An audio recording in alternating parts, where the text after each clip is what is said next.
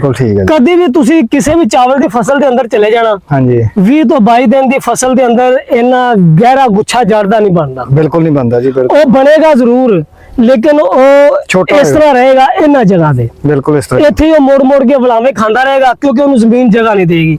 ਇਹ ਜੜ ਬਿਲਕੁਲ ਤੁਸੀਂ ਦੇਖ ਰਹੇ ਹੋ ਸਟੇਟ ਹੈ ਜੜ, ਹਾਂਜੀ ਬਿਲकुल ਇਹ ਬਿਲकुल ਆਖਰੀ ਤਣੇ ਤੱਕ ਸਟੇਟ ਗਈ ਹੈ, ਬਿਲकुल ਇਸ ਟੁੱਟੀ ਤੇ ਨਹੀਂ, ਨਹੀਂ। ਨਹੀਂ। और किन्नी नाजुक है, इन्हें हथ करो ते फारग। बिल्कुल इस तरह ही सिर्फ क्यों ये साबित आई है कि जमीन नरम है।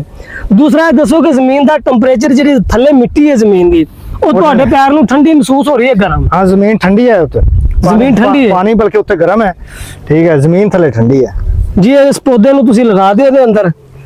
ਹੁਣ ਅਸੀਂ ਜਾਣੇ ਆ ਦੂਸਰੀ ਜ਼ਮੀਨ ਜਿੱਥੇ ਤੁਹਾਡੀ ਐਪਲੀਕੇਸ਼ਨ ਨਹੀਂ ਹੋਈ, हाँ जी ਉਹਦੇ ਅਸੀਂ ਜੜ ਦੇਖਨੇ ਆ ਕੈਸੀ ਹੈ, ਤੇ ਉਹਦੇ ਪੌਦੇ ਦੇ ਇਹਦੇ ਉੱਪਰ ਦੇਖੋ ਕੋਈ ਟਿਪ ਤੁਹਾਡੀ ਸੁੱਕੀ ਤੇ ਨਹੀਂ ਹੈ, नहीं नहीं ਸਾਰੀਆਂ ਟਿਪਾਂ ਹਰੀਆਂ ਨੇ, बिल्कुल ਸਮਝ। हाँ जी।